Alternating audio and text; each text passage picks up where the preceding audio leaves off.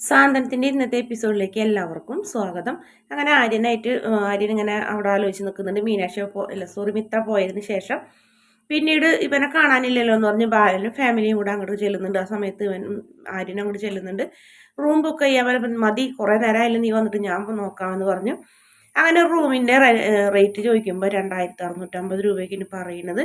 2650 രൂപയോ ഒരു റൂമിനോ എന്ന് ചോദിക്കുന്നുണ്ട്. നാട്ടിൽ ഇതിന്റെ പകുതി വിലയില്ലല്ലോ പറഞ്ഞപ്പോൾ ഇവിടെ ഇങ്ങനെയാണ് സാറേ എന്ന് പറയുന്നുണ്ട്. ആര്യം പറയുന്നുണ്ട്. അപ്പം നമ്മുടെ ബാലൻ പറയുന്നുണ്ട് വേണ്ട നമുക്ക് വേറെ ഏതെങ്കിലും ഹോട്ടലിലേക്ക് പോകാന്ന് പറഞ്ഞപ്പോൾ അത് ശരിയാവില്ല, ഇനി എവിടെയൊക്കെ ഇറങ്ങിയാലും ഇത്രയും രൂപ തന്നെയാണ് അച്ഛാന്നൊക്കെ ആകാശ് പറയാൻ നോക്കുന്നുണ്ടെങ്കിലും നിങ്ങളതൊക്കെ പറയും ഇത്രയും രൂപ കൊടുത്ത് റൂം എടുക്കാനും പറ്റില്ല എന്ന് പറഞ്ഞേ. ശരി, അങ്ങനെയാണെങ്കിൽ തന്നെ ഒരു റൂം എടുക്കാൻ പറയുന്നുണ്ട്. ഒരു റൂം എടുക്കാനോ 6 പേർക്ക് കൂടി ഒരു റൂം പറ്റില്ല എന്ന് അയാളും പറയുന്നുണ്ട്. 3 റൂം എടുക്കണം എന്ന് പറഞ്ഞു. അങ്ങനെ 3 റൂമിലാകുമ്പോൾ 22,000 രൂപ വരൂലേ, അതെന്തായാലും നടക്കില്ല എന്ന് പറയുന്നുണ്ട് ബാലൻ. ആ സമയത്ത് ബാലന് ഒരു ഫോൺ വരുന്നുണ്ട്. പെട്ടെന്ന് തന്നെ ആര്യൻ നമ്മുടെ അമ്മ ഗോമതിനെ വിളിച്ച് പുറത്തേക്ക് പോയിട്ട് ഇതിൽ നിന്ന് രക്ഷപ്പെടണമെങ്കിൽ അമ്മനെ സോപ്പിട്ടേ പറ്റൂ, അമ്മ എവിടെ പോയാലും ഇതേ റേറ്റ് തന്നെ ആയിരിക്കുള്ളൂ, അമ്മ പറഞ്ഞ അച്ഛനെ കൊണ്ട് ഇത് സമ്മതിപ്പിക്കണം. എടാ ഞാൻ പറഞ്ഞ ബാലേട്ടൻ കേൾക്കില്ല, അമ്മ പറഞ്ഞ അച്ഛൻ ഈ ഹോട്ടൽ തന്നെ വിലയ്ക്ക് വാങ്ങും. പക്ഷെ അമ്മ പറയണം, അമ്മയ്ക്ക് അറിഞ്ഞൂടെ ഗോമതി സ്റ്റോഴ്സ് ആരുടെ പേരിലാണ്, അമ്മയുടെ പേരിൽ, വീടിന്റെ വിളക്കാരാണ് അമ്മ എന്ത് പറഞ്ഞാലും അനുസരിക്കും എന്നൊക്കെ പറഞ്ഞ് അങ്ങനെ നമ്മുടെ ആര്യൻ ഇങ്ങനെ പൊക്കി പറയുന്നുണ്ട്. മീനാക്ഷിക്കും മറ്റുള്ളവർക്കൊക്കെ തണുത്ത് വിറച്ചിട്ട് റൂം എടുക്കാത്ത അവസ്ഥയിൽ നിൽക്കുന്നു.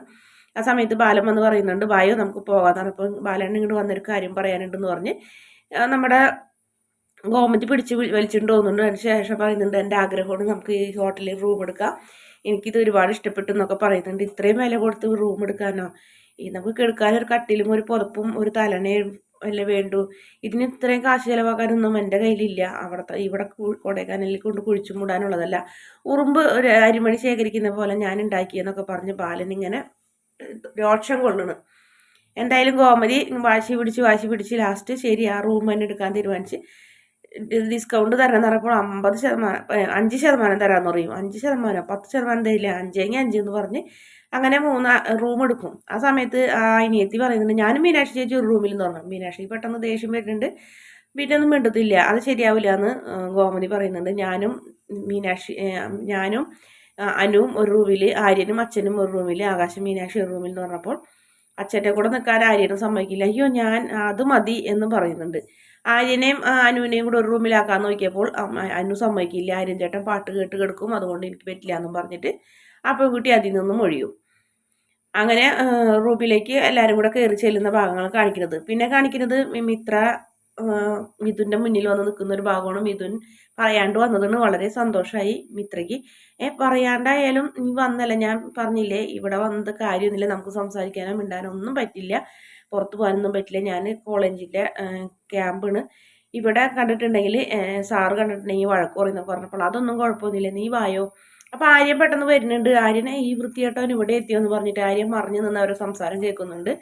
നീ വായോ, എൻ്റെ ഫ്രണ്ടിൻ്റെ ഒരു ഹോട്ടലുണ്ട്, നമുക്ക് റൂം എടുത്ത് കഴിഞ്ഞിട്ട് എന്തായാലും ഞാൻ നിന്നെ കല്യാണം കഴിക്കാൻ പോകണമല്ലേ, നമ്മുടെ ജീവിതത്തിൽ നേരത്തെ തുടങ്ങാമെന്ന് പറഞ്ഞപ്പോൾ അത് നടക്കില്ല മിഥുനെ വിവാഹം കഴിയാതെ എൻ്റെ കഴുത്തിൽ താലി കെട്ടാതെ എന്തായാലും ഞാൻ നിന്റെ കൂടെ ജീവിക്കാനൊന്നും ഞാൻ ഉദ്ദേശിച്ചിട്ടില്ല എന്ന് പറഞ്ഞപ്പോൾ ആര്യൻ അത് കേൾക്കുമ്പോൾ ഇഷ്ടപ്പെടുന്നുണ്ട്. ആര്യം പറയാം അവൾ കൊള്ളാലോ, കുഴപ്പമില്ല എന്നൊക്കെ പറയുന്നുണ്ട്.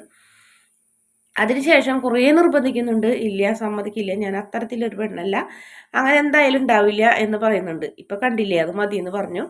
പിന്നീട് മിത്രയുടെ കൈമേലെ കഴിച്ചേൻ കണ്ടിട്ട് ഭയങ്കര വിലയുള്ള കഴിച്ചേനുള്ളതൊക്കെ പറഞ്ഞ് കഴിഞ്ഞിട്ട് പൊയ്ക്കൊക്കെ നോക്കുന്നുണ്ട്. എന്താ അങ്ങനെ ചോദിച്ചതെന്നൊക്കെ മിത്ര ചോദിക്കുമ്പോൾ ഒന്നുമില്ല എന്ന് പറഞ്ഞത്. സൂക്ഷിച്ചോളാം, ഞാൻ സൂക്ഷിച്ചോളാം എന്ന് പറഞ്ഞു.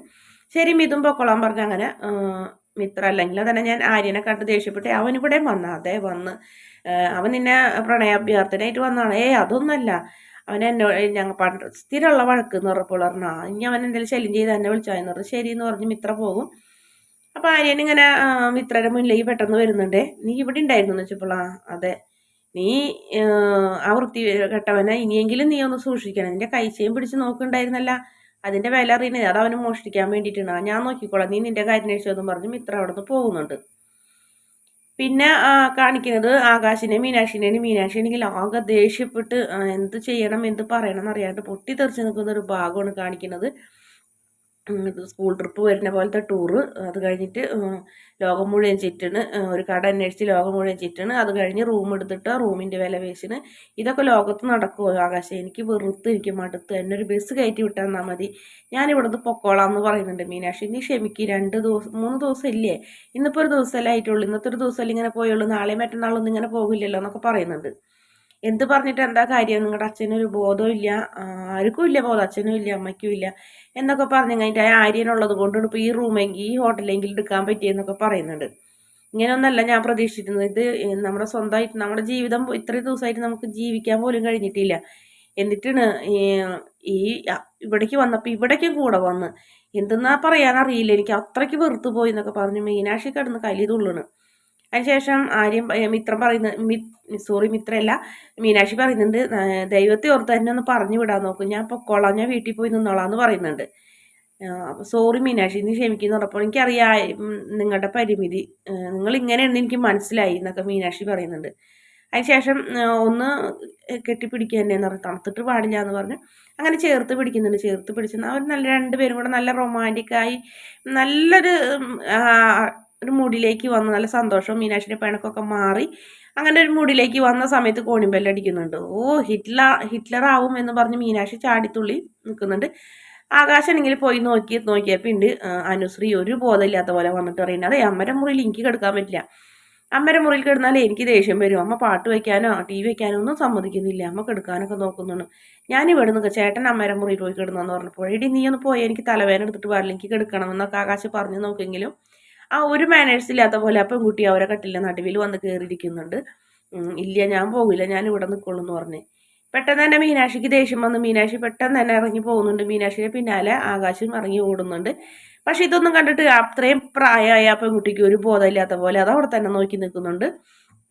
അങ്ങനെ മീനാക്ഷിനോട് പുറത്തേക്ക് ചെന്നതിന് ശേഷം ആകാശ് സോറി പറയുമ്പോൾ സോറി മതി പറഞ്ഞത്, ഇതൊക്കെ ഒരു മര്യാദ ഇല്ലാത്ത കാര്യങ്ങളാണ്, നിങ്ങളുടെ വീട്ടുകാർക്ക് ആർക്കും ഒരു മര്യാദ ഇല്ല, ഇത്ര ലോകം മുഴുവൻ ചുറ്റിയിട്ട് റൂം എടുത്ത് വന്നപ്പോൾ ഒന്ന് വിശ്രമിക്കാന്ന് വിചാരിച്ചപ്പോൾ ഇപ്പോൾ അതേ നിങ്ങളുടെ പെങ്ങളും കയറി വന്നിരിക്കുന്നത്, ഇവൾക്ക് എന്തൊരു ബോധം ഇല്ലേ, കല്യാണം കഴിഞ്ഞ റൂമിൽ കെടുക്കാനും പിടിക്കാനൊന്നും പറ്റില്ല എന്നൊക്കെ മനസ്സിലാക്കി കൂടെ, ഇത്ര ആയതല്ലേ എന്നൊക്കെ ചോദിച്ച് ആകാശിനോട് അങ്ങോട്ട് പൊട്ടിത്തെറിക്കുന്നുണ്ട്. അവൾ കുറച്ച് കഴിയുമ്പോൾ പൊക്കോളും, അവളെ ഞാൻ എങ്ങനെയെങ്കിലും പറഞ്ഞയക്കാം, നീ ഒന്ന് ക്ഷമിക്കും മീനാക്ഷി എന്നൊക്കെ പറഞ്ഞ് ആകാശ് ഇങ്ങനെ മീനാക്ഷിയുടെ കാല് പിടിക്കാൻ നോക്കുന്നുണ്ട്. മീനാക്ഷി എനിക്ക് എന്ത് പറഞ്ഞിട്ട് സമ്മതിക്കുന്നില്ല, എനിക്ക് മടുത്ത്, ഞാൻ പറഞ്ഞതല്ല എന്നെ കൊണ്ടാക്കി തരാൻ, ഒരു ടൂറ് ജീവിതത്തിൽ വെറുത്ത് പോയി, ഒറ്റയ്ക്ക് ഒരു ടൂറ്, ഞാൻ എൻ്റെ ജീവിതത്തിൽ ഇങ്ങനത്തെ ഒരു ടൂറ് വന്നിട്ടില്ല, ഇങ്ങനെയുള്ള അനുഭവങ്ങൾ എൻ്റെ ജീവിതത്തിൽ ഉണ്ടായിട്ടുമില്ല, മതിയായി, ദൈവത്തെ ഓർത്ത് തന്നെ ഒന്ന് പറഞ്ഞയക്കാൻ പറഞ്ഞപ്പോൾ നീ ഒന്ന് ക്ഷമിക്കും മീനാക്ഷി, ഞാൻ എങ്ങനെയെങ്കിലും അവളെ പറഞ്ഞയക്കാം, നേരെ ഇത്രയല്ലേ ആയിട്ടുള്ളൂ എന്ന് പറഞ്ഞിട്ട് ആദ്യമായിട്ട് നമ്മുടെ ആകാശം മീനാക്ഷിയോടും ചെറുതായിട്ടൊന്ന് ചൂടാവുന്നുണ്ട്.